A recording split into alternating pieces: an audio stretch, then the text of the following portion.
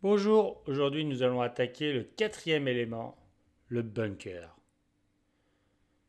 Sur le net, j'ai trouvé cette image que j'apprécie énormément, un bunker de communication avec un radar. Bon, le radar c'est un accessoire, on le fera plus tard. Pour l'instant on va s'occuper que de la forme. Donc je vais commencer par dessiner sur Fusion 360 un rectangle de 120 mm sur 7,5 cm de hauteur. 7,5 qui correspond à un étage, tout simplement. Ensuite, je biseaute deux angles, tout simplement, pour avoir un angle, enfin une pente suffisante pour représenter un peu l'élément robustesse, on va dire. Donc, une fois que j'ai tracé, je fais enfin, un étirement jusqu'à 140 mm, qui était pour moi la partie qui va rentrer à l'intérieur. Ensuite, une fois que je suis arrivé à ce volume, je vais dessiner la même forme mais sur le côté tout simplement. Donc je sélectionne le côté. Donc j'aurais voulu sélectionner le côté mais normé et pas qui est au contact avec la paroi. Donc là, on voit que malheureusement, je ne suis pas perpendiculaire par rapport au premier plan, mais un peu en biais. Donc, quand je fais 7,5, j'arrive pas au sommet, mais j'arrive un peu plus bas parce que une diagonale est moins longue, enfin, est plus longue qu'une hauteur, tout simplement. Donc là, je voudrais sélectionner juste la partie du carré, mais bon, je vais galérer un peu dans tous les sens. Je vous laisse quand même un peu. Ouais, ça va relativement vite, donc j'essaie différentes techniques, genre j'essaye de créer une esquisse sur la partie du cube en haut, mais ça ne convient pas encore. Donc là, je vais refaire un essai. On va s'arrêter un petit peu les bêtises, hein. Donc là, je resélectionne l'esquisse numéro un et je lui demande de dessiner un carré juste à côté. Voilà, on le voit, le beau carré qui est dessiné sur l'esquisse numéro un. Et ce petit carré, je vais tout simplement en créer un autre volume, tout simplement. Donc là, je sélectionne les deux faces. Voilà. Parce que oui, j'ai dessiné un carré, mais comme il y a une diagonale au milieu, pour lui, ça fait deux surfaces. Et là, j'ai extrait en gros un cube, tout simplement. Et là, maintenant, je sélectionne la face qui m'intéresse. Et donc là, maintenant, je suis bien à 90. Donc là, je fais mon petit décalage de 20 sur 20. Et là, je redessine mon grand rectangle comme je le souhaite. Voilà, et on voit que là, ça correspond comme il faut. Donc là, je reviens dessus et je vais dessiner mes deux plans inclinés, encore une fois. Donc à partir du toit, je dessine un point à 20, voilà, à 20 mm, donc à 2 cm. Et là, je tire mes points biseautés. Et avec la gomme, j'efface tout ce qui ne me sert pas. Donc même le petit carré qui m'a permis de me décaler. Voilà, la seule chose que je ne peux pas supprimer, c'est le cube, tout simplement.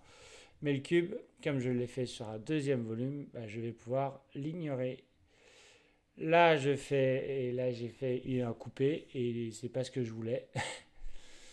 Donc je vais reprendre l'extraction et je vais lui dire un ajout ou une jointure tout simplement. Malheureusement, là je me retrouve avec un carrefour.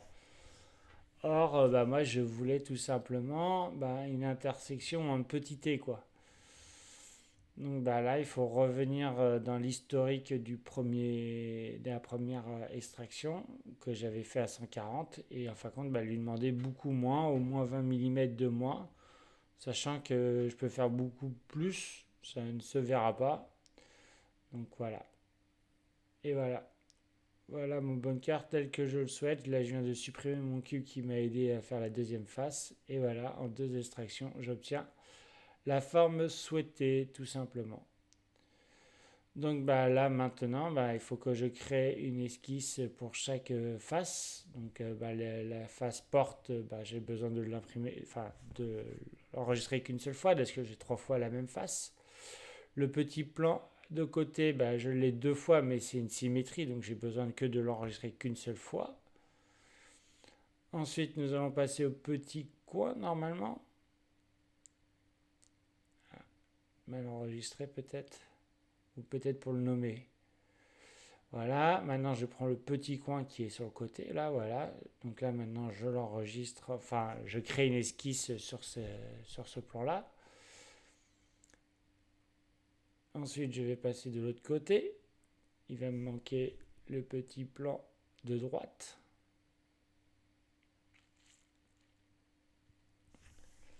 Allez, le petit plan de droite. Le voilà. Une fois que j'ai celui-ci, il va me falloir la grande face de derrière.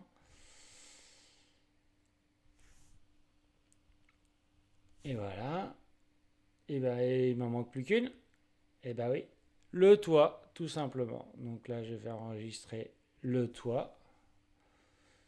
Qui est parfait, voilà, tout à fait.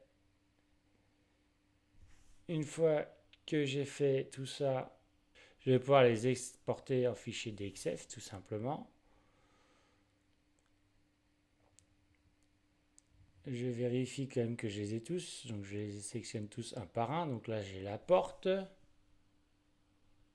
Là, j'ai le plan sur le côté qu'il faudra que je fasse 2 fois. La porte 3 fois. Le petit plan, qu'une seule fois.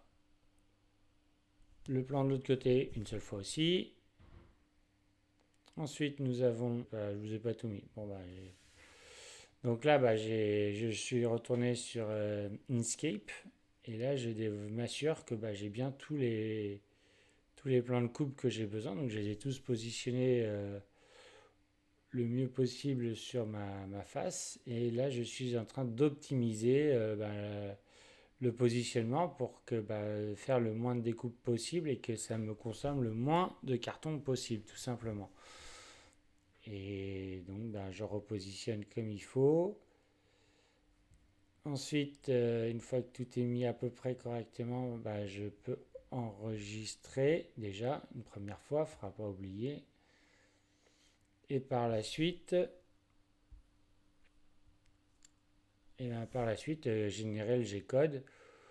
Donc il y a une étape entre les deux quand même, parce que là j'ai des volumes, donc à chaque joint, enfin à chaque endroit où j'ai deux passages qui se mettent au même endroit, mon laser va passer 2 fois. Donc en fin de compte, je redessine tout ça, sauf que je passe sur un autre logiciel et j'ai pas trop envie de vous prendre la tête là-dessus, mais on peut le refaire avec celui-ci.